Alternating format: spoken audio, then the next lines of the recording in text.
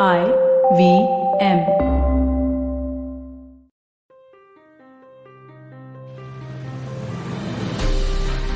Amongst many other things, the year 2020 saw the rise of the influencer. We saw new influencers rise across categories such as food, finance, travel, mental health, and so on. But what was the journey like for a content creator who reached the coveted 1 million follower mark? The marketing world is well versed with how to use celebrities, but what's the best way to use influencers? One big difference between using a celebrity versus using an influencer is that the influencers generally also create the content. This brings in the question of brand control and brand boundaries. How much control is good control? And when does it turn to become detrimental? Also, what makes for good content? What kind of stuff travels and why? What should you keep in mind while developing content for today's audiences? And finally, how exactly does a content creator's mind work? How does an influencer stay motivated, inspired, and in vogue in these constantly changing times? Welcome to Speak Easy with Dheeraj Sinha. And today I'm talking to Raj Shamani, an entrepreneur, an influencer, and a motivational speaker. Our guest today has been the youngest speaker at the United Nations headquarters, Vienna, and has delivered 200 plus speeches in 26 countries. Raj began his journey as an entrepreneur and an influencer when he was just 16. He's now one of India's most sought after influencers with over 1 million followers at just 24 years of age. Raj, welcome to Speak Easy with Dheeraj Sinha. Thank you so much for having me here. Excellent. So Raj, we want to start right at the beginning, right? I mean, we've been reading about your story and, it suggests that at the age of 17, right, when people are frolicking around, figuring out what life is about, you actually went into your family business, started with huge amount of responsibility. What I'm interested in knowing is that what did you learn? How was it getting into the deep end of things at that point in time? And what of that do you carry today? Okay. I think what I learned, I started at this 16. Okay. 16. And I was pretty lucky that I got out of school at the age of 16. I don't know how that happened. Probably my parents pushed me early on in school, but somehow I crossed my 12th at 16. Okay. And awesome. At that time, because the internet era just came in the picture, right? So I used to feel that I'm late. It was not that I'm early. I used to feel like, oh my God. I'm like late. Richard Branson was doing this thing at the age of 5. And wow. I am 16. I have no clue what to do. And I used to feel that I am like pretty useless at that time. Because not good at studies, not good at school. I was not even able to speak in English properly. And pretty much like had no clue what to do with my career, right? So I asked my dad that, Dad, I want to do something. And Dad said, what? I said, I don't know, something, right? Dad's like, come join me. That was the question. That was the conversation. I said, okay, I'll join you, but I'll start something of my own. And that's when my dad told me, like, there are key essential things which you need to keep in mind. No matter how big you become or no matter in which industry you are, you need one thing that is observation skills. If you can observe in the market, like if you can observe your customers, your investors, and the people you're working with, in the market you're operating, you're good to go. That is what you need to do. And that is one thing which I carry till the date. At 16, I used to go to your small Kirana stores and just observe what people are buying. Awesome. That was how it started, and I still carry today.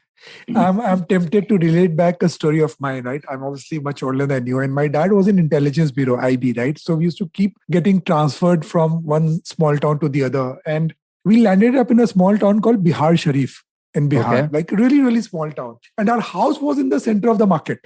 Okay. Right? The bazaar. And we were on second or third floor. My dad got admitted to a school. I hated it. So I stopped going to the school. So for 3 months, right? I would get ready in the morning and stand in the balcony and observe how the bazaar works, right? How do the shops open? I knew every brand of motorcycle that was getting launched. I knew every movie that was getting released. And there were these rickshaw guys coming and releasing, announcing release. So, yeah, maybe my education started as well. Thankfully, my God, that got transferred again back to Delhi and I got back to education. Otherwise, I don't know. And as a kid, that is very fascinating because you don't realize that in 1 or 2 months, you have so much stuff to talk about that people start taking you like you're intelligent. Like in 3 months of market, you must have studied or you must have got to know about so many motorcycle brands. Now people are like, oh, this guy knows everything about motorcycle. You just know the brand name. Still people would flow like you know everything. So that I started liking that. Yeah, no, I agree. I mean, the power of observation, and that's where the insight comes from, right? And I was talking to some of the founders, and they all talk about that. If the founder has the ear to the ground, the market will extract a good product. I mean, people can pivot, change, and I think you're right. I mean, that's a huge aspect to being successful. Moving on, Raj. So the other big part of your story is the lockdown and the pandemic, right? I mean, you went from 0 to 1 million followers, while all of us were trying to go to YouTube and learn how to make biryani or chili chicken or wash utensils during the lockdown. So how did this happen? I mean, take us through it. Was it just serendipity? Was it calculated? Okay, I'll tell you first. I didn't have to learn how to wash utensils because that's what I did since 16. I was making products where I was making dishwash gels. So I knew how to wash, where to wash, how much to use.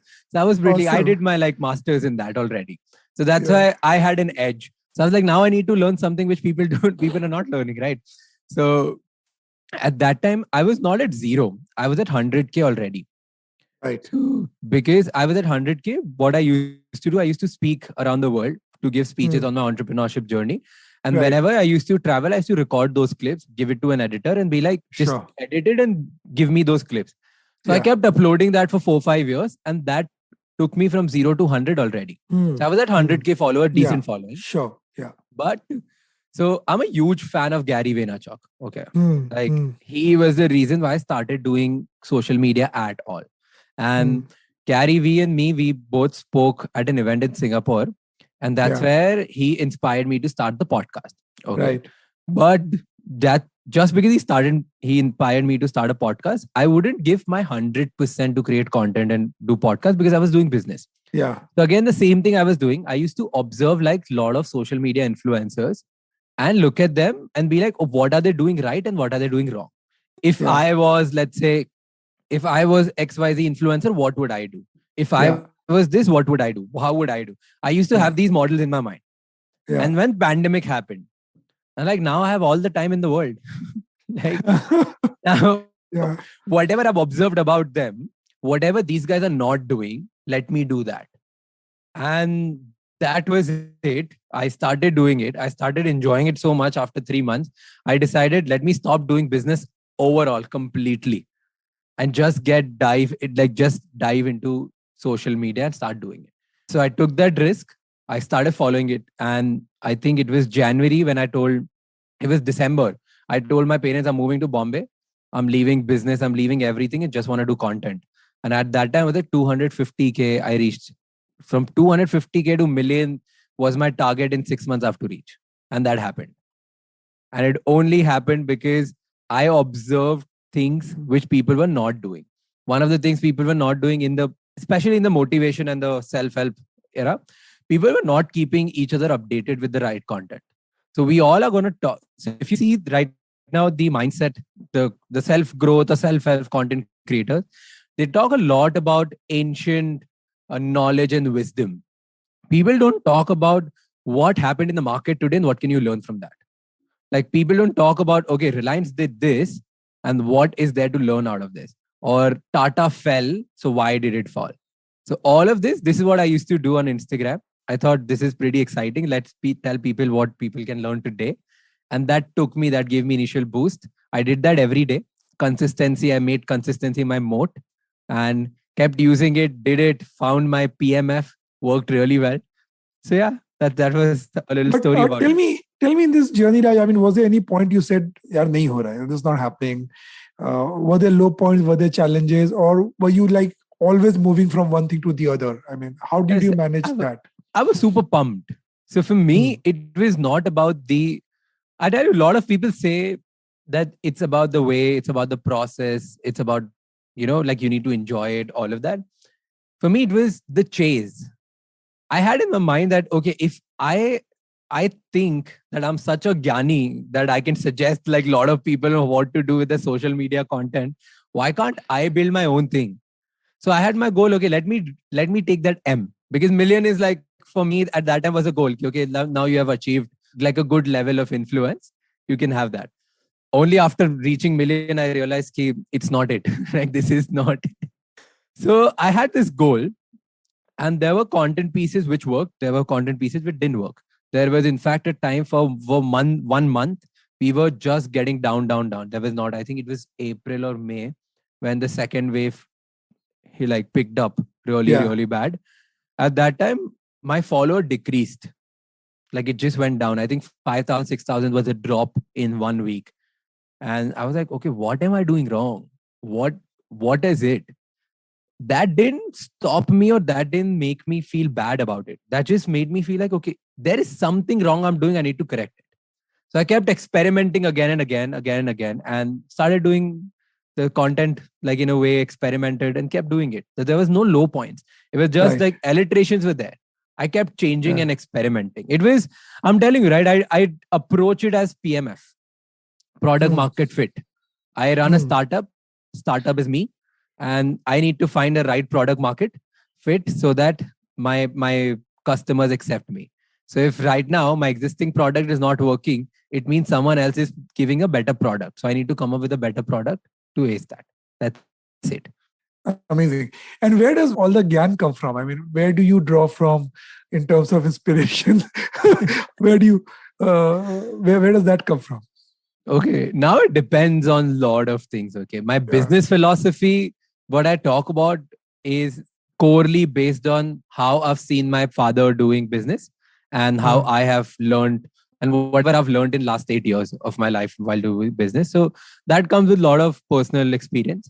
So business philosophy comes from there. When you talk about news, it's just when I look at the news and try to make sense out of whatever I've learned in 8 years. Now there's a new perspective to talk about news. Then apart from that, I read a lot of books and articles, and I watch, of course, I consume a lot of content by Tony Robbins or Gary Vee.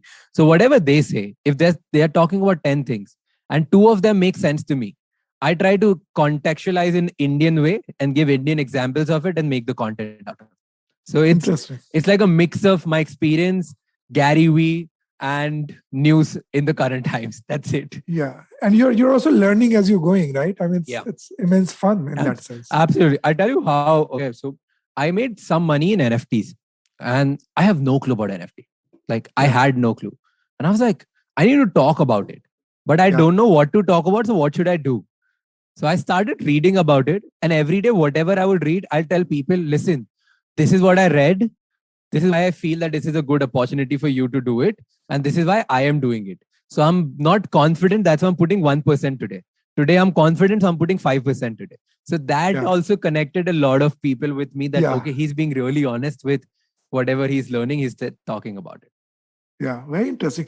Staying with the whole pandemic piece, right? We are also told that you started a CPG insurance company and a product at that time. How did that come about, or was it just Okay. tinkering around? Okay, that's an interesting story. And that is what made me realize that I don't need to do that anymore and I need to become a pure play content creator. Hmm. Okay. That was a turnaround point. So I tell you, pandemic happened 21 or 22nd March. I remember, I don't remember the exact date, but something around that, right? We are running a company and there are 400 people, 400 families to feed. Okay. Now, all of a sudden, you're this person who is leading the family, you're leading family business, and your father has just taken foot back in last year. So now you can't ask him to, okay, come join again, help me out. You have to like take the burden and start doing something. So that was a burden in my head. Like, what can I do? My existing products, we don't have permission to sell because there was this lockdown. 400 families, I don't want to cut down their salaries. I don't want to cut down Yeah. anything. What I don't have bread and butter. What will I do? And I don't want to go back to zero, or I don't want to go back to even half of what I have right now. Like I don't want to use my wealth or capital right now. Well, like let's try to ask my biggest customers. My biggest customer at that time was DMart. So I called DMart. I was like, what do you need? He's like, and then he said, भाई अभी बंद कर यार, अभी कुछ भी नहीं चाहिए, अभी इतनी हालत खराब है, just don't say anything. And then 5 minutes later, the guy calls me up. He says, you know, हम लोग को sanitizer चाहिए. Okay. And I was like, and this is 22 March. This is when sanitizer is selling at like 500 rupee a liter. Forget about, you know, like 550 rupees or 100 rupees. They're like 500,000 rupees, that level. Yeah. He's like, हमको sanitizer चाहिए. I was like, how much do you need? And he said, तू कितना दे सकता है? Okay. And I got shocked. And I asked him, okay, let's do one thing. You give me a PO, but you tell me कब तक चाहिए. And they said, we are getting Lifebuoy's container in 3 weeks from now. If you can deliver sanitizer in 2 weeks, we take yours. And he gave me one of the biggest orders of my life in crores over a phone call. He doesn't know my product. There's no product check. I don't have a product. He's like, if you can get me that in crores, you have that sorted. Now, in my mind, that I have sanitizers ready. I don't know where I get it from. But what I'm doing is I'm calling the next big retailer, that's Walmart. So I'm like, if DMart needs it, Walmart also needs it. So I'm calling Walmart. And right now, I don't know where I'm going to get products from. Okay. So I called Walmart, I called Big Bazaar, I called More, I called Spencer's, I called everyone and got my orders and have biggest deal of my life. In fact, my 1 year's turnover is now I have secured in orders of 15 days just through sanitizers. Now I found out few manufacturers. Luckily, few of my friends were the manufacturers for Lifebuoy, Himalayas and all of that. So got those sanitizers made. So God just asked them to pay premium, told them, you know what? These people, the MNCs are going to pay you fixed amount, regardless of adversity or no. I'm going to give you whatever you want. And they made like handsome amounts of profits. So they started giving me those sanitizers and we started the trade with these people. Once I started that, 15 days into it, we got to know that there's a immense amount of supply in terms of sanitizer because every Tom, Dick and Harry in their house have started making sanitizer. Yeah. Now, how do I differentiate my product? And then I made this brand Insurance by the name of, in the field of disinfectant sprays, because Savlon was launching it. So I thought only Savlon and Dettol are there. Nobody else is there. Even they are out of market. So by the time they reach here, if I can move faster, I have the supply chain sorted. I can do this. So I got the new product made, this Insurance disinfectant spray. I uploaded that on Amazon as well. Did really well on Amazon. We became #1 bestsellers. Like there was a point where in their Savlon was second, Lifebuoy was 3, Dettol was 4, Insurance was #1. So that was like a really good feeling at that time. And just because I knew content creation and I had good friends in content creation, used influencer marketing at its peak and its best. So use that, build that brand. In 6 months, we took that brand from 0 to a level where I think we were the highest sellers in the entire Madhya Pradesh. That was quite a journey.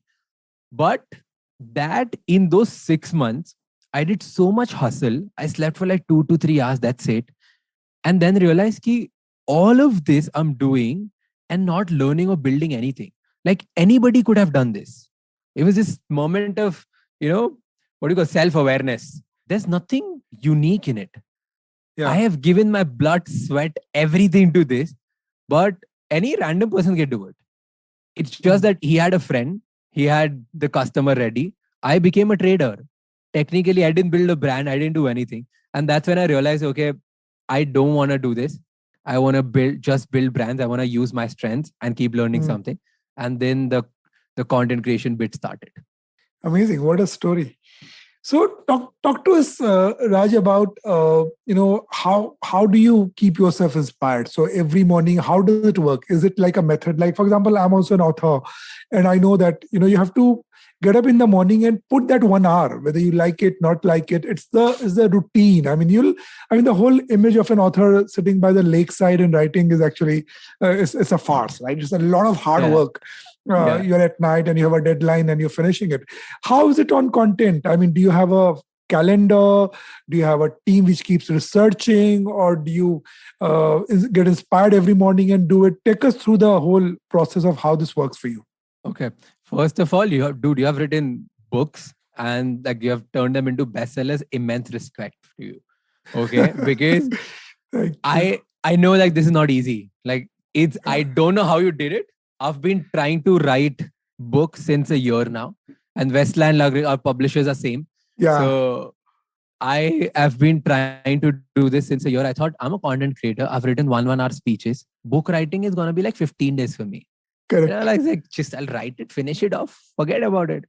It has been 1 year. I started writing in last October and November. My book is still not like complete. We are It's still on those okay, like yeah. editors I sending know. thing Yeah, we're doing it. yeah. We'll get So there. I'll get that soon enough. So Yeah. immense respect for that. And the creative process which I follow. Okay. There's not a huge creativity flow or something which I follow as a strict routine. I am more driven out of goals. So Mm. I have this goal that I have to put out one piece of content on Instagram every day. And that goes out on at 7 p.m. That I know. Now, whether I wake up at 6 p.m. or I wake up at 6 a.m., Yeah. I have to figure out a way that it gets to my editor by 6 p.m. so that it comes out at 7. Mm. So the creative process is not there. The process is I have made deadlines for myself that pushes me. So if there's by 6 p.m. I don't have a content, I just pick up my phone. Guys, I don't have a content today, but just because I don't have a content, I don't want to break my consistency today. So I've thought of putting out just this because I want you Yeah. to know that sometimes you're just blank. So in blank Yeah. moments, what you do is you tell your community that you're blank, you be honest, and honesty is the best policy. Maybe this is going to help me keep up with the algorithm. People love it. Yeah. It's like, dude, you're being Yeah, honest. absolutely. Yeah, I can imagine. Yeah. Yeah. So that becomes my content. So every time there's not something which is a process which I follow. It's driven Mm. out of deadlines. Now the bigger question is why do it at all? Okay. Like why do you force yourself to put out a piece of content at 6 p.m. every day? That is, I have a personal why I'm doing content creation or why I was speaking at first place is I'm driven out of freedom, like financial freedom, emotional freedom. I want one day my legacy to be that Raj should be the synonym for financial freedom, or Raj should be the synonym for the freedom, emotional freedom. Because I feel that so many people, especially young people, they are not free. They are not taking that risk because they're not choosing freedom and they don't know what it means. Even if they want it, they are sacrificing their lives because by doing something which their parents or societies have told them because they don't know what they can do. So I wake up every day, try to make content which can be a daily reminder for them that you can start doing what you love and build a dream life out of that also.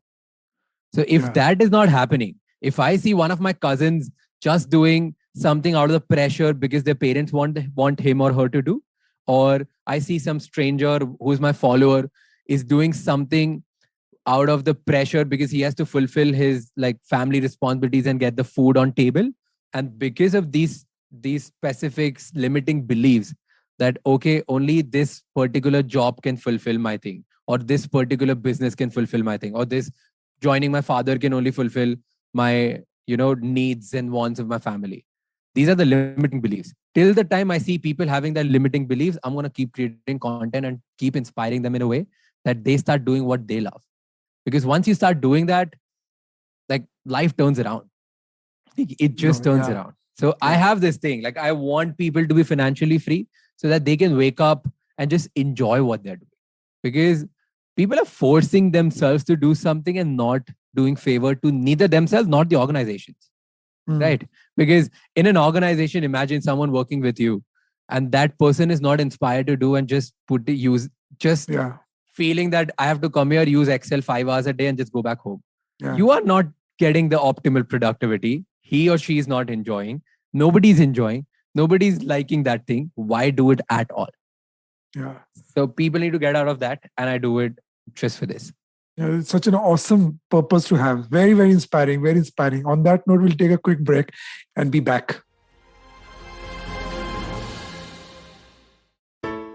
Hey everybody, it's been another great week on the IVM Podcast Network. On Cyrus Says, Cyrus is joined by filmmaker and screenwriter Leena Yadav. She is the creator behind the acclaimed true crime Netflix series, House of Secrets, The Burari Deaths. It's a great episode, do check it out. On The Habit Coach, Ashton is joined by Lakshmi Tasaka, co-founder of Slay Coffee. They share a pretty interesting theory about coffee and share 4 ways to inculcate the coffee habit into your lives. We have Siddesh Gautam with us on Audio Gyan. Kedar talks to Siddesh about his aesthetics and the kinds of colors he uses in his artworks. On Non-Curry, Sadaf and Archit explore the world of besan, which can be cooked in both sweet and savory forms. And the Legend of the Month episode on the Fighting Goat is back. Arjun and Somesh talk about UFC's longest reigning champion, Anderson Silva. Do follow us on social media. We're IVM Podcast on Twitter, Facebook, Instagram, and LinkedIn. And remember, if you're enjoying this show or any of our other shows for that matter, please do tell a friend. And finally, do remember that many of our shows are available on YouTube. You can check that out by going to our website, ivmpodcast.com/YouTube, where we have a list of all of our various YouTube channels. Finally, we'd like to thank the sponsors on the network this week: Cred, Bank of Baroda, HDFC Mutual Fund, CoinSwitch, Kuber, Intel, and Oxfam India. Thank you so much for making this possible. Welcome back, Raj. Great having a chat with you today. I want to now get a bit into the audience that you create content for today's youth in India, and a lot of your content is around finance, NFT, so on and so forth, right? We also have a lot of platform clients, say, such as Angel One, right?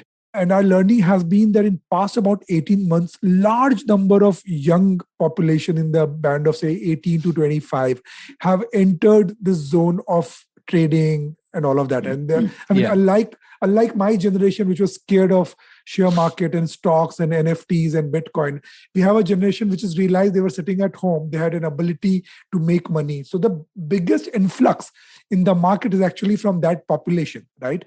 Yeah. What's your feedback? What's the observation? And what are you thinking when you're creating finance-based content for them? Okay. I'll tell you how I go. I'll probably have a different approach for this. Yeah. The reason is, first, you have to understand why this generation is more comfortable doing it. Because we want it quick. We don't have patience. Now, this generation doesn't have patience. We want 1 rupee ka 2 rupee tomorrow morning. Like, we don't want to wait for 1 rupee to get 10 rupees for, like, let's say 5 years or 10 years or 20 years. We want 1 ka 10 tomorrow morning. We are very impatient. Now that we are sitting at our homes, we don't know. We have realized that, okay, doing a business, doing business, starting something of your small business is not going to do 1 ka 10 in one night. Doing a job is not going to do it. So what do we do? We go on Google and we study people who have achieved significant amount of wealth in 16 months, 18 months. You'll only find 2 kinds of people. One are the investors, second are the startup founders. That is why everybody wants to become an entrepreneur and an investor. I like the way you've thought this through, yeah. Yeah, but this is true, right? This is true. That's why everybody wants to become. People don't want to become entrepreneur because maybe they love it or the freedom or the problem solving. They want to become because it's a rich, quick scheme. They want to invest in crypto or finance stocks, rich, quick scheme. So now people are like, okay, now when they start thinking about, okay, entrepreneurship is difficult, right? You can't find out. I'm not from a tech background. That is what excuse people will give. Oh, I don't know how to find investors. So what I'll do, I'll take money from my dad, take 30,000 and put it in stock market and become a billionaire. Okay. So I take money from dad and start putting in it and then I lose it. And then when I lose it, I'm like, oh, no, the market timing was bad. Let me go read and study and find out and then start my trading journey or investing journey. So this is how an average Joe and average Indian is thinking right now. Yeah. Okay. And now the snowball effect, because the market is in bull run. So bull run, they all say that, everybody makes money. I was like, let's say 90% of the people make money. So the average Joe is coming without thinking about where to put, what to do and what not to do, and is making some money. And now is extremely greedy. I was like, damn, I put in 30,000. It is 32 already. I need to understand what to do. So that is why now they're reaching out to content creators like me or started reading blogs. And now they're like, okay, Raj is going to tell us one scheme which will make us billionaire overnight. So that's where now the content creators come in. So content creators realize this, that everybody wants to become rich quick. Okay. And everybody is looking for finance content. And just because everybody is looking for finance content, there are a lot of brands also paying tons for it. So every content creator started creating content. Whether you're an entrepreneur, a mindset coach, or somebody who talks about lifestyle, you're a comedian, no matter who you are, you talk about finance because people are paying for it. And you also realize that, okay, that is one thing which you wished that you could have learned when you were young. So it's a mix of both. It's not that people are completely greedy, because right now it's a mix of both. Like brands are paying, and we also thought that somebody would have taught us. Yeah. Now the responsibility is ours. Do we take this opportunity and ruin our audience by telling them that, yes, the reason why you're entering is true. You're going to make 100x tonight. Or do we take this opportunity and tell them, guys, listen, you're not going to get quick. Like you're not going to get rich quick. This is the process. These are the terms you need to understand. You have to put in for next 10 years or 40 years or 50 years. Or you need to understand, okay, the safe way to do it is mutual funds, not directly go in penny stocks, right? So you have to understand that. Do you take that responsibility and do and tell the right things? Or do you take that responsibility and tell the wrong things is the question. And I try to say that I'm here for a very long game. So I don't want to do wrong things early on. Like if I ever want to do, I say this, I joke this in my family. Okay. So my father is very ethically driven. So so he runs the biggest NGO in the country right now for organ transplant by the name of Muskan. Right. And he's very ethically driven. So 70% of the profits of my entire family, including me, everybody, that goes to NGOs and non-profit organizations, like activities. Wow. 70% profit. That's a lot. Okay. Yeah. So we joke in my family, is like, Dad, if I ever want to do scam, no, I'll do it in my 70s. Right? So, it's like, so I know for sure that till 70s, I have a brand to keep up to. I want people to trust me so much. So I'm not here to do any wrong thing. Yeah. And that is why I want to do all the right things and just talk about the right things which are helping me or which f***ed me up. I'm going to talk about both of them together. And more than empower or educate my audience, I'm going to guide them through my experiences. That is what I say. I'm figuring out how this stock market works. I'm going to tell you over the way. I'm not here to educate you. I'm not here to give you tips. I'm just telling you from third-hand experience, ki guys, I am also getting started. Let me put in money. Whatever and wherever I am doing, I'm going to tell you. So that when I say, and in fact, that was my YouTube. That is how my YouTube started. So that was one of my first videos on YouTube, and that garnered like 4 lakh views.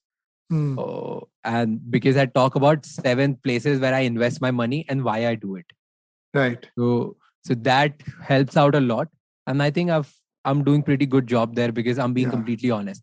Like you would see stories of me having a dip in crypto, and I'll tell them my crypto portfolio now is half. Yeah. And I'm very okay about it. Yeah. Like, because I don't have that image of an expert to live up to. Yeah. Like oh my God, how can you say this? Yeah. How can you say this? I'll be very honest. Yeah, I like the way I think you're almost defining your brand, right? In terms of saying, I would be honest, I want to be vulnerable, I want to be authentic. I don't want to scam my way through. I want to do the right things, right? Is there a filter for topics as well, right? For example, right now you're doing a lot of finance stuff. How would you choose what to do next? Or how would you say, this is no go for me? How do you decide the next trend? How do you decide what to get on? How do you decide what not to get on? Very simple. I'm here for a bigger game, right? I tell you, I'm here for admiration. I do this because I want people to admire me. Very honest. Simple. I have always lived my life in inferiority syndrome. I felt that I'm inferior to other people, so that I want to change that. So when I look at my other friends or when I look at 6 successful people, I'm like, I want to be admired the way I admire them. Okay. Yeah. So now the only way I can keep up to that. Today, maybe somebody admires me, but tomorrow, how people are going to admire me if I keep doing bigger and better things. Yeah. Now, what is a bigger and better thing? You don't know. You have to keep experimenting and keep understanding what are these things. So I study about 10 trends. Let's say I'll study about startups. And then startup, I'll study about fintech, edtech, creator economy. I'll study about D2C. I'll study about climate tech. I'll study about everything. Whatever I understand even a bit. Because technology, I don't understand. So AI, ML, I couldn't understand. I shut it down. Then, okay. So then I tried to figure out IoT, Internet of Things. Couldn't understand. Shut it down. Climate tech, couldn't understand. Shut it down. Like I'll read articles on them. And then I was like, education technology. Oh, I understand this. This is just education through videos. Nothing else, nothing major about it, right? Oh, let me read about it. Finance, fintech, just simplifying finance. It's not tech or it's not a big thing. Like it's just banking. Whatever we used to do or read in those books which banks used to send us, we can read it online and take calls. Simple, right? So this is fintech. Oh, I understand that. Creator economy, I understand. So whatever I am able to understand, I pick one field, then dig deep into it. And then talk about those trends and how you can become part of it, how you can make money out of it, or how you can take calls on which startups are going to become big or no. Whatever understanding I have, I talk about that to my audience. And if my audience resonate with it, they find it good. So that is how I find trends. That is how I find what to talk about next. Yeah, I kind of understand this, right? Because you're putting skin in the game. You're basically saying if it works for me, chances are it will work for my audience. If it doesn't work for me, I mean, it's a very simple, honest, putting yourself out there. Very simple. And see the target audience you have. Okay. I have a very simple motto in life. I want to build community of figuring out. Right? I have a podcast named Figuring Out. I'm figuring out how to achieve my big dreams by doing what I love. Yeah. So if any article in Half Through or any book which is about, let's say, AI and ML, but I am not enjoying it, I'm going to shut that book down and start reading something else. I'm not going to force myself to learn about machine learning. But can I still shut it down and still be able to make money or live my life by doing something else? Yes, I can. I just need to find it. I have to communicate that thing to my audience. How can I do it? By doing it. So if I'm doing it, people are loving it. And I say this to everyone that your niche is you. Yeah. So I like to wake up late. I don't like to wake up early. I like to party. I like to have fun and meet people. I love to talk and I love to do things which I enjoy. These are the 5 traits, whoever have it. And I focus a lot on financial freedom. So whoever wants freedom from emotions and finances and everything, want to just wake up and figure out, oh, today I want to go to Goa and enjoy. You can do that. If you are like that person, come follow me. These are the 6 traits I find in people. If these are the 6 traits you like, come follow me and I'm going to give you the content which completely resonates with you. So my life is my niche. And I feel there are thousands of people who resonate with these traits. Yeah, I mean, who wouldn't want that life, right? I mean, it's an evergreen proposition. Yeah. Let's talk a bit, Raj, about working with brands. Yeah. Right? So talk to us whether you enjoy it, you hate it. Any example of a brand collaboration that you really loved? Also, tell me something that you hated. So hated? Can I take the name of hated? I don't know. These guys asked me to do this, and I hated. Now this is. Do you want to know the love one or the hate first?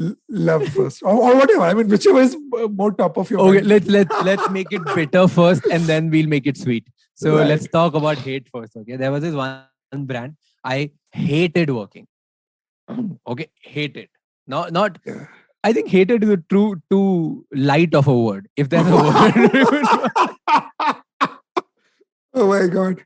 Okay. Yeah. So what I do is I work on a very personal level. I work like I enjoy working. It's like once you have wigged on the commercials, we have finalized there's a specific price. One that is out of the way. I want to work as if you and me are together working towards this one goal that your brand needs maximum performance. Like your brand needs maximum visibility, or we need to make sure this works well for you and for me both. Okay. And this brand had certain idea in their mind. This is the kind of content Raj will make. I was like, okay, great. They gave us the script. We gave them the script, and they were like, no, this is not the script. How it works? We want Raj's originality to be in it. I was like, this is what Raj wrote. Yeah.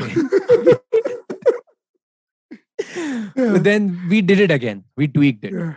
After tweaking it, I sent that to them. They're like, no, we don't like it. We're gonna do it ourselves. I was like, okay, great. So they tweaked it. They did it. Approved it. Ho gaya, sab ho gaya. We shot it. They're like, no, that power is missing. Oh my God. Okay, that Raj power is missing. I was like, dude, this is what you said. This is the reference you showed us. Ki aisa video chahiye. You showed us the reference video, exact same scenario, exact same way, the same way I'm talking about. No, that power is missing. Okay, we recorded again with power. This is again that power is missing. Now I'm recording for the third time. Now I'm angry in the video. You can see that I'm like, I don't have any more power. Yeah. We sent that. Now they're like, no, we don't like the script only. Wow, but they wrote the script. They wrote the script. And this went on for 5 months. Oh my God. Okay. After 5 months, they asked us again. They gave the script. Like this is going on. And I'm nice. I'm a nice person. I'm like, okay, I'm going to do it. I'm going to still do it. Guys, this is the last time. Let's be a little professional. But still, I'm going to do it. Just because you've trusted me, I want to get rid out of, like, get out of the way. Okay. And the commercials they locked me in was 6 months before wala commercial. Now I charge much higher because I've completely doubled my followings and everything. Still okay, doing the same way. 6 months later, they changed the entire script again. We recorded it again. Still the power is missing. Oh my God. And I'm like, now let's do one thing, guys. I'm going to refund your money. Okay. Yeah. I'll refund your money. Whatever you have, you tell me your account. Once you tell me that account, I'm going to refund that particular thing and let's just get it done with this. I think this is not working out. I think Raj is incapable to provide the kind of value which you booked him for at first place. Yeah. So let's not do it. Yeah. And I was very okay with this. I just hated it. After 6 months or 7 months of putting so much effort. Yes. Yeah. I had to. And then now, why I hated it. I was like, okay, it didn't work out. I never used to bring this in my conversation. Never used to talk about it. To one of my friends, to other agencies, they said Raj is such an unprofessional prick. He took her money for 6 months and now he returned it. Yeah. And I lost my mind. I'm like, guys, I want to kill you now. Yeah. Okay, so this was like, that is why I started hating. I can imagine why it happens because, in the world of marketing, there's this whole idea of marketing manager or brand manager, and all the models of marketing are about control. Yeah. Right. So you are in charge of the messaging that you're sending out, the tonality. I mean, when you produce a television piece, the color coding, tonality, music, you pretty much dictate everything, right? Yeah. And therefore, but in the new world, which is not a TV-driven world, which is not a broadcast-driven world, I think marketing guys are realizing it the tougher way that you got to let go of control. You got to let the creators create, and you have to define your brand's narrative in a much more fluid way, which the MBA schools haven't taught yet. Yeah. So that's where I think the conflict is. So I want you to tell us, because a lot of our audience is actually the marketing advertising audience. What makes it joyful for you? What makes it joyful for influencers like yourself to work with brands? I tell you one thing very honest, okay, for all the brand managers and advertisers here. One thing which we should keep in mind. See, you need to understand, like, why are you going to an influencer first or a content creator? There's one specific message or a campaign or some deliverable which you want that person to tell to multiple people at once. That is the whole objective, right? So there either has to be message or an objective. Maybe you just want them to download it. Maybe you want them to know about this one specific feature. Maybe you want them to know about this festival, campaign which is coming out, right? That has to be one thing. Just stick to that, no? Just stick to that one message. Tell that content creator that this is the message we want out. This is the outcome we want. Now you have the liberty to do whatever the hell you want to do. But make sure that when I watch those 30 seconds or 30 minutes of that content piece, this one message is standing out. Yeah. If you can start talking like this, I think it's going to turn around and you guys are going to have like brilliant campaigns out there. Because what happens is a content creator, once you give them a brief, there's a thing called brief. Yeah. In that brief, it's a 3-pager brief. Yeah, it's never a brief. Right. Absolutely. In that 3-pager brief, Now you have already instilled the ideas, the do's, the don'ts, what is going to be like, the messaging, the reference, everything. Now content creator doesn't have creative juice going on. He's constrained towards that 3 pages. There's He's no like, room. Yeah. there's no room for him to do anything now. So Hmm. even if you're like, oh, you have the creative liberty to do it, but follow this. Are, how are you going to make sure that this is going to happen? So I think we all should just think about what is that one thing we want. Because at the end of the day, this is a classic advertising rule, right? Yeah. If advertising, like if that ad, that 15-second ad on television or 30-second ad on television will have multiple messages, it's not going to work out. Yeah. Like it has to have one message. Yeah. Then why are you doing that thing for it with influencers? Why are you giving them multiple messages or multiple briefs? Yeah. So yeah, there's one message you can put it out. And second is, what you can do is you can, on a genuine note, start working with influencers who love your brands. Okay. Then the content comes out very naturally. I tell you, this recently happened with, so all my 3 long-term brands, this is CoinSwitch, Kuber, IND Money, and Small Case. They all are my long-term brands. Okay. We have reached to a level, and I'm not kidding, all the brand managers of these 3 brands will vouch for it. We have reached to a level where we don't talk about money. They're like, Raj, this is what is happening. We want you to create content on this. And the content goes live. We don't know how much the charges were. What was the talk about? We have no clue. Because how it happened. So IND Money, I love the app. I reached out to the CEO. I was like, okay, I want you to be on my podcast. I want to understand your journey. I reached out to him. On podcast, we became friends. I said, Ashish, I really would love to talk about your brand. Do you want to try it out? Do you want to try it out? He's like, Ashish is like, we have never done influencer marketing. We don't know how much you charge. What's the thing is? I was like, I'm not asking what charges. I'm like, you give me a goal. If that goal is fulfilled, let's try it out. Yeah. And we did it. First thing didn't work out. It didn't work out. So I was feeling really bad. 30 days, 40 days went by. I did one more time just out of myself. Okay, why didn't it work out? Because now, if it was a paid integration, if it was just like something which I didn't love, I would have never done it again. Yeah, you would have gone home. Yeah. Yeah. So I tried again. Didn't tell them. All of a sudden, they're like, dude, there are insane downloads. What happened? What happened? And then they see that Raj has uploaded a story and they text me up. Like, Raj, crazy. Just 15-second video got us so many downloads, which is insane. Like, we haven't gotten these downloads by these many amount of activities or the amount we have spent on marketing. So let's talk about it. And so then what we did got the trick? I'm interested in knowing what did the trick this time. I don't know what messaging worked out. I just told my audience that, guys, this is what I use for my US stocks. Okay, this is what I use.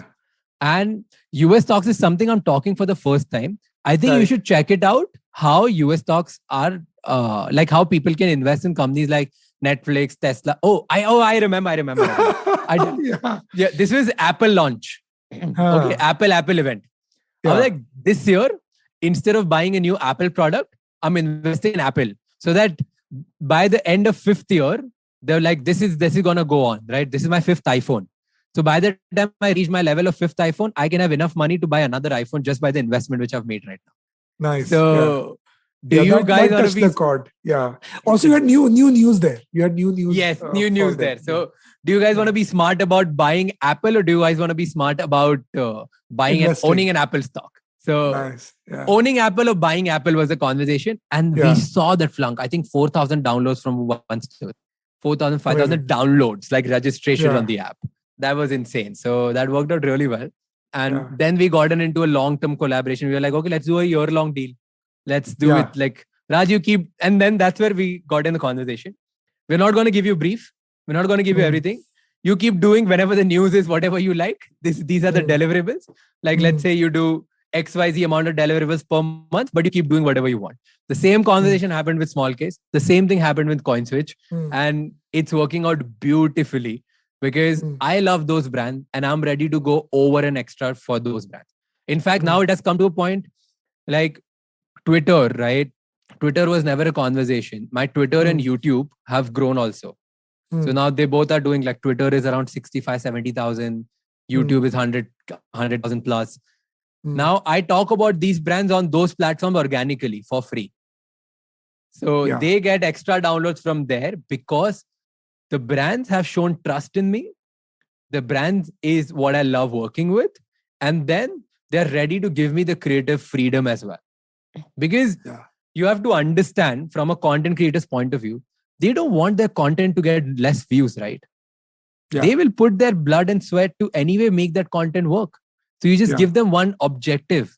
If that objective is fulfilled by however they want, the content creators want to create content, then I think you should give them liberty. That's how you make a content creator fall in love with the brand.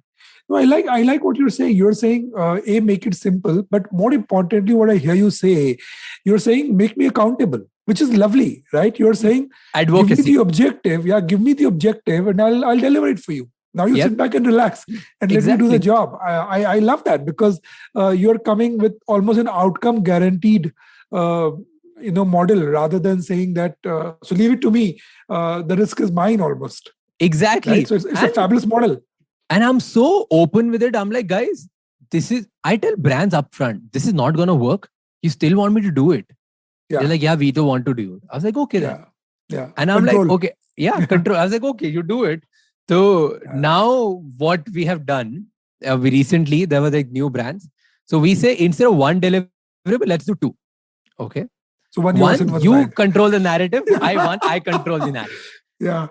Whichever works, we then get in a long-term collaboration. No, we do that as well. I mean, typically when we're shooting a film, sometimes we do our own version of it, something that we believe in, and more often than not, that turns out better than what was dictated to us. Talk to us a bit more about this short-term, long-term, right? Because a lot of influencer marketing right now is very short-term, right? You do an activity, you get them on board, some quick gains, and then you move on, right? But what I hear you tell me is that you are enjoying more a long-term association, staying on, building the brand. But is that happening a lot? Where do you see this headed? I would be honest, for the first 6 months, it was very difficult. Very difficult. I think till I reached the point where I made I had million followers, it was very difficult to convince somebody to, do a long-term deal. I think then what worked really well for them, we were talking in March when I had 500K, and then we're talking in June and I have in July when I have 1 million followers. Brands were like, oh, I would have got him on a price of 500K for rest of the year. So FOMO worked out. Opportunity loss, that FOMO and opportunity cost worked out really in the beginning, because it's very difficult for anybody to trust on one person for a very long time. So long term is a good way to go, but it's also very risky way to go. And high commitment. Very high commitment. Multiple reasons are there. Because what you do, once you make an influencer talk about a brand for more than 5 or 6 times, the audience has gone cold now. Now the conversions are going to be very less if you're a performance driven brand. Okay. Now the conversions are going to be really, really bad. So as long as I want brands to give me long term, I know I won't be able to deliver them the same way on the 8th month, which I delivered on month 1. Right. So that's where the objective needs to be very clear. Hey guys, what are you wanting? Do you want somebody to build a habit? You want, let's say if it's a stock market brand, okay. So if day 1, they get 10,000 downloads. Okay. Day 180th, they're not going to get even 100 downloads. But the question should be, guys, if you want me to pick these 10,000 downloads and take them to, let's say, 500th day of second year, and all these 10,000 should be regular traders. Now that is what we're talking about. Let's build habits of the people who have already downloaded it. Let's help them. So objective needs to be clear. It's very deep engagement there. It's not just... Or more than that, on the upper level also, if you want to talk about, you can, let's say you talk about brands who just want visibility. We can make every festival, we own it. So every festival, I'm going to talk about, let's say, Cadbury. So whatever you guys are doing, the campaign which you have, I'm going to have my own version of storytelling of that campaign. Let's do a long term now. So if you, unless you have that long term objective, decide, or what do you say? If you don't have that pen down on paper, you won't be able to work long term. Like you need to write that down on a paper and give it to the influencer, and you need to work hand in hand and make it work. Because at the end of the day, you both want to work, right? Because Of if, course, yeah. as a content creator, if I'm putting my 1 year into this, I cannot do any other brand for next 2 years. Yeah. Because my audience is going to judge me the moment I shift someone else do it. Yeah. So I think that way it should It's be a very tough go one. hand in hand. Yeah. It's a tough. And with short term is not bad either. But short term, you won't be able to build habits. It's only good for show. It's like a billboard. Yeah. It's a billboard. Yeah. You won't be able to. It's not. So if you want to talk to me in a traditional way, it's not a TV ad. It's going to be a billboard. So you want to shout it out in front of thousands of people. Okay, I'm going to shout it out. I'm going to tell what your brand stands for. But it's going to be a billboard. Conversions are going to be low. Connectivity is going to be low. It's only reach. So short term, only do short term when you're not looking for building a connection or habit or drive some narrative. Do short term. If you're looking to drive some narrative, you want people to download, you want people to take an action, then do long term. That's very sharp. That's very sharp. Yeah, very clear. So Raj, so many hats, huh? You're a speaker, investor. Now we just discovered you're an author, right? So which one is really you, or all of this is you? Or are there aspects that we are missing yet? Yes. Raj Shamani is a hardcore entrepreneur. That's how you look at yourself. Heart, that's look. And in fact, I want to go deeper. Forget entrepreneur. I am a storyteller. That's it. I'm a creator by heart. Whether I'm doing a business, I tell stories to my customers, so they buy, so I sell them. I tell stories to my investors, so they give me money. I tell stories on platforms, so more people follow me. I become a creator. I tell stories to startups so that they give me an opportunity to invest in the company so that I can grow my wealth. At the end of the day, I'm a storyteller. I just talk and I love to tell stories and I'm honest about it. So at the end of the day, everything is driven out of stories. That's it. Nothing else. There's no different hat I'm wearing. These are just different layers for different people. I like to say that I am storyteller, but you are wearing a different spectacles, which is making you look at me at a different way. So it's just you are wearing different specs. If you're looking at me as a content creator, I am that. If you're looking at me as an investor, I am that. If you're looking at me as an entrepreneur, I'm that. Yeah, it's like you're a storyteller and you're available in multiple formats. Yeah. Yeah. So awesome. Yeah, that's really whoever looks Raj. at me in wherever way. Yeah. No, amazing. Great conversation, Raj. Thank you so much for this chat. We take a quick break and we come back. We have something special on our podcast where we turn the mic around. So you get to ask me questions. So quick break and come back. Done.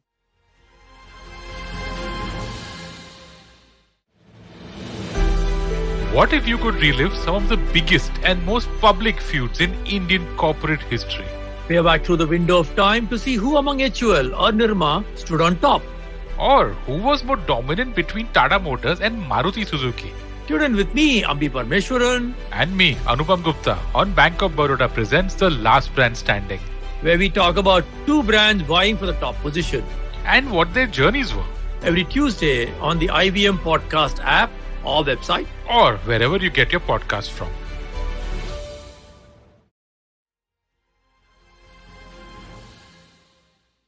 All right. So now that the mics have turned around, I'm going to take this opportunity to ask you very simple questions. It's not going to be hard. I'm going to make it easy and not make it, not fulfill the or suffice the purpose of your team. All right. The first question is, I want to know, what is the fastest way to go from an employee to the head of a company? What's the fastest way to go from? I would say that if your equation with your company is that you give more than you take, right? The question you're asking is not what is the company doing for you. The question you're asking, what are you doing to the company? And if you go to the levels of doing things which are not expected of you, I think you'll rise up very fast. I think very often, unfortunately, people begin to ask too soon, what am I getting in return? What's the company doing for me? I have, for example, in my life always said that, what more can I do? What can I do which is not being asked for? I would say that's the fastest way. No, that's a brilliant way. I think that's a way to get anything in life faster than you want to do. Great. The second I want to ask is, on the skill level, okay, what is that one skill you feel young people need in order to succeed in today's world? Because you have been working with so many brands, you've seen people growing, making, breaking, everything, right? You work with people left, right, center. So what is that one skill which stands out? I would say resilience. Resilience, right? Because it's a tough world out there, no matter what you're doing, right? Whether you're an influencer, creator, you're a marketer, advertiser, you're a cricketer, right? You have to have the ability to the next morning be able to spring back, right? No matter what happens. I wake up every morning wearing this imaginary t-shirt, bring it on, no matter how the last day went. Then I've seen people who've succeeded are the people who, no matter what happened yesterday, next morning, spring back on the job. Damn. That's so true. Regardless of hard skills or soft skills or anything, this is one thing. You can learn everything if you're resilient also. So forget everything. Resilience is first. All right. Yeah. What is your growth mantra? I think my growth mantra is to, give to people more than they ask for. Okay. Right. So I like people giving a long rope to people, whether it's responsibility, whether it's incentives. So I will give you and take as much as you can, because then I know that, most people will take that long rope to fly. Right. So it's about making people in charge of their destiny, of the organization, of the things. And that always gets the returns back. Nice. Now, I have a question on the negative side of it. Like, what are the mistakes instead of what to do, what not to do? So what mistake do you feel brands make which hampers their growth, or startups make, I would say? See, I think startups and brands would be different. Startups, I would say in today's times, right, not taking risk enough. Right. Startups are not taking risk enough. Some of the startups, right? If you look at the ones who are becoming a unicorn overnight, right? So you also understand that, no matter what generation you're talking about Generation Z, we've all been brought up through a set of middle class values. Yeah. Right? We get scared of discontinuity. We get scared of, unicorn valuations. We get scared of, oh my God, I'm investing without being profitable, right?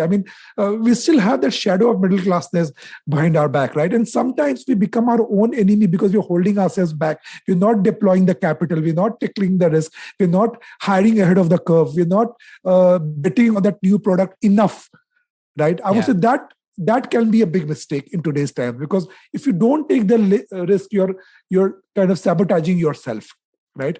In terms of brand, I think the biggest risk is what you've also outlined, Raj, is excessive control, right? Excessive control makes everything boring, right? It's like giving a pill to a child. Would you rather that he takes it because it's coated in the chocolate and is interesting, or would you rather he pukes it out and there's no impact? Yeah. Right. Sweet analogy. Sweet. So if brands become too control free, make things boring, it's bad for you. It doesn't work for you. No, it makes a lot of sense. And I love the analogy. I'm going to use it so many times, like you have no. Now I'm stealing this here. Okay. Yeah, absolutely. Now, last two questions I have. One is, who's your favorite influencer? So and he's one of our clients as well. So I love what Bhavesh is doing, right? He's modeling himself on Elon Musk, right? So the entire electric vehicle launch on Ola, for example, is largely led by him and his own persona on Twitter, LinkedIn, etc. Very little traditional advertising, right? I'm saying being able to build a 10,000 crore investment company, being able to sell or book so many bikes at the first go without any traditional work, I think he's one of the topmost influencers right now in the country. Damn, you talked about the real influencer out there. Like, who's from the point of social media, who do you think is the... It would be you. Come on. You don't have to say this shit. Dude. No, I love this conversation and I love the way you're shaping your brand. So of course, I don't know anybody else as much in detail as I know you. So I would say it would be you. Okay. Now you played it safe there. So I'm going to let it go. Okay. Now, one thing which I think it's more on a personal question, and you can take time also to answer it. I don't care whether it's rapid or no. It's, what do you think how influencers of today who have the attention, forget influencers, people who have the attention can do to pave out their legacy in a bigger way, or how can they continue it? Like, what is the next step for them to make it even bigger from here? People who have the attention. Because having attention is the most powerful currency which you can have in today's Yeah. generation, right? It's Yeah. today's time. So Yeah. what should people who have attention? This is I'm asking Yeah. you on Yeah. behalf of the entire influencer or the content creator fraternity. Yeah. So Raj, I would say that, what's easy to miss out with attention is that attention can lead you to things and paths which are flickering and short term and quick gain. Right. So Yeah. you can say, this is all about attention. Let me just have some quick fun.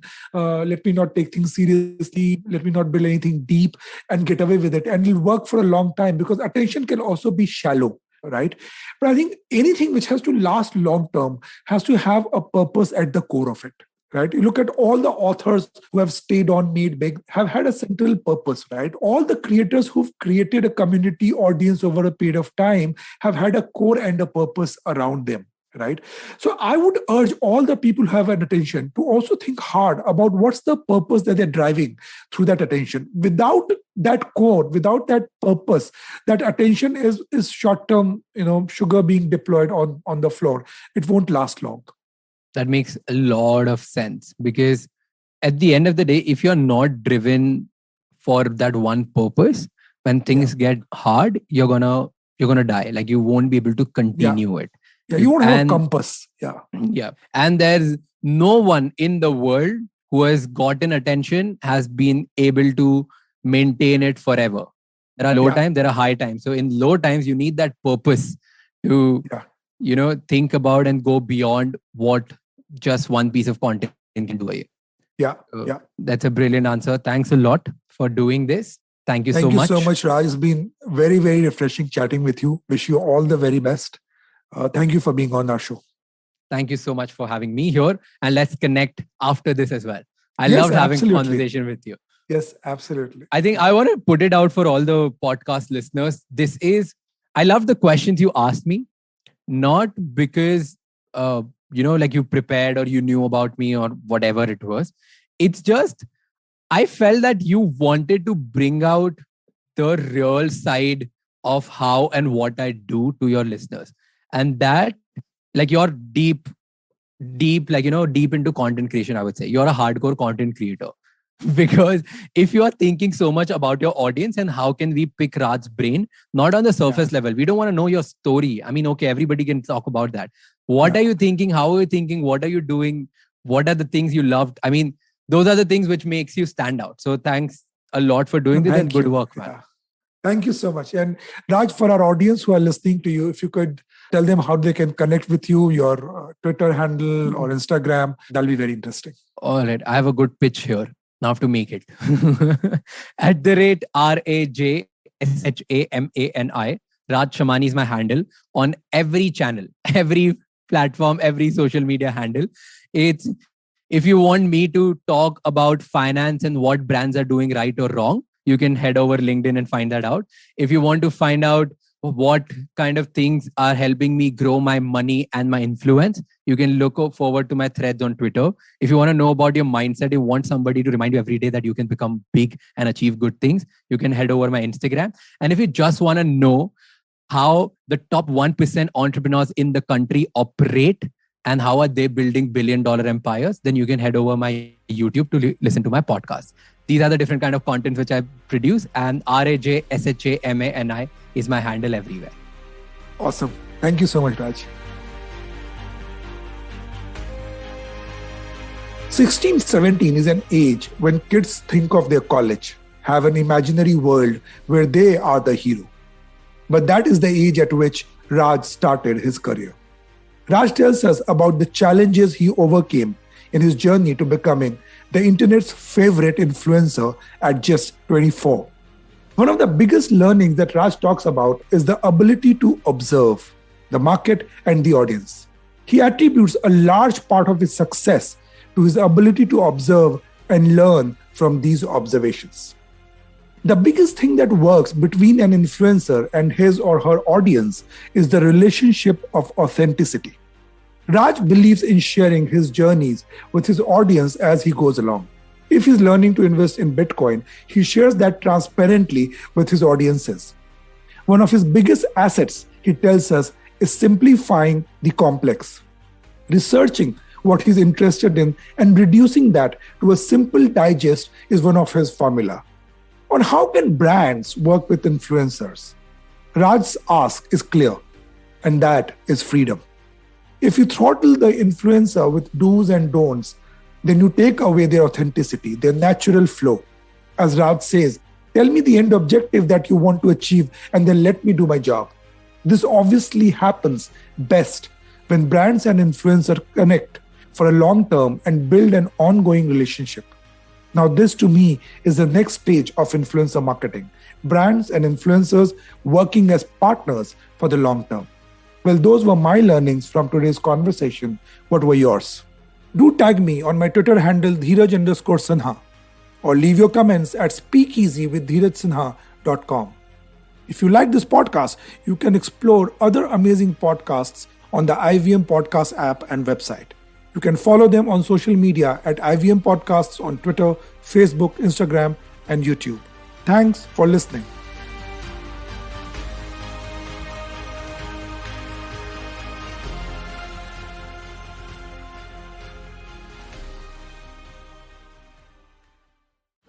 Do you like true crime stories? Do you like to learn about the people behind some horrible, awful crimes? More specifically, women that may have committed these crimes. Actually, Indian criminals that are women? Then we'd like to welcome you to our podcast, Misconduct.